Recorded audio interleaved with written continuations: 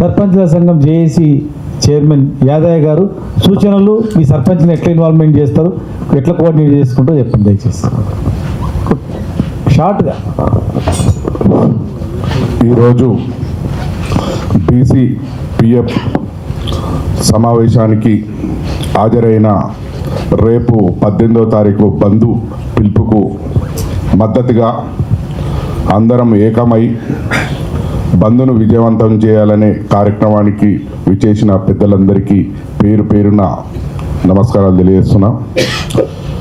గతంలో తెలంగాణ ఉద్యమంలో ఎవరు కూడా చెప్పి మీరు ఈ రకంగా ఉద్యమం చేయాలని చెప్పలే. పేపర్ల ద్వారా, టీవీల ద్వారా వచ్చిన వార్తలను చూసి మేము ఉద్యమం రోడ్డు మీదకి వచ్చినాం.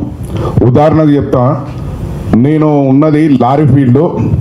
నా లారీ ఫీల్డ్కి సంబంధించింది వాడపల్లి బ్రిడ్జి మీద ఆంధ్ర వాహనాలు రాకుండా అడ్డుకున్న దాంట్లో మేము మొదటి వ్యక్తులం. అప్పుడు తెలంగాణ ఉద్యమ నాయకులు అనేది మాకు పరిచయం అయ్యారు. ఆ పరిచయం కార్యక్రమం నుంచెల్లే మేము తెలంగాణ ఉద్యమంలో పాల్గొన్నాం. ఆ రకంగా ఉద్యమాన్ని నడిపించిన దాంట్లో కార్మికులు కానీ, కర్షకులు కానీ అందరు ఏకమై నడిపించారు. ఇప్పుడు కూడా నేను ఏమంటున్నంటే, ఎవరికి ఉన్న వ్యాపారాలు స్వచ్ఛందంగా, మనం ఉన్న పెద్దలం కానీ స్వచ్ఛందంగా పనిచేసేటట్టు, అదేవిధంగా వెళ్ళాక నాకు ఈ 80 ఏళ్ళ వయసులో కూడా నీ కూర్చున్న సమయాన్ని వృధా కాకుండా హనుమంతన్న పేరు పేరున ఫోన్ చేసి, మీరు కమ్మరి వాళ్ళు మీరు ఇది పని చేయండి, అవసల వాళ్ళు ఇది పని చేయరు అని చెప్తుంటే నాకు గంత కురబుద్ధుడే, గంత బాధ ఆవేశంగా మాట్లాడుతున్నప్పుడు మనలో రక్తం మరుగుతున్నాం, మనం ఏజ్ మీద ఉన్నాం, మనం అయితే అట్లాంటి వాళ్ళు చెప్పినాక నాకు అనిపించింది, రాష్ట్రాన్ని అగ్గి చేసుడు అంటే అగ్గి చేసి చూపించేటట్టు నేను ఏం చెప్తున్నంటే, నేను పెద్దంబర్పేట హైవే ఉన్నది. హైవేలో నేను లారీ సంఘానికి కూడా ఒక నాయకుడిగా ఉన్నా.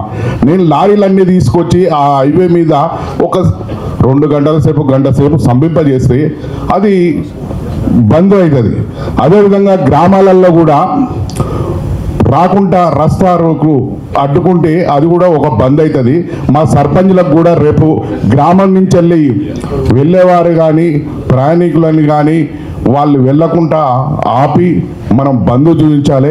అదేవిధంగా నేను ఏమంటున్నానంటే, విద్యార్థులు ఇప్పటిదాకా అన్నయ్య చెప్తుండు, మేము మా వంతుగా మేము చేస్తామన్నప్పుడు మా వంతుగా కర్తవ్యంగా మేము కూడా సర్పంచ్లం, ప్రతి గ్రామంలో ఉన్న సర్పంచ్లం కంపల్సరీ ఈ బంద్లో పాల్గొనేటట్టు వార్డు మెంబర్లు కానీ, అదేవిధంగా కుల సంఘాలు కానీ అన్న చెప్పినట్టు అందరూ పాల్గొనేటట్టు చూస్తాం. నేను నాకు ఇచ్చిన అవకాశానికి నేను హైవే మీద పెద్దంబర్పేటలో బంద్లో పాల్గొంటా. ఆ బంద్ను కూడా విజయవంతం చేసేందుకు అక్కడి సైడ్లో నేను పాల్గొంటానని సీనన్న గారికి విజ్ఞప్తి చేస్తున్నా.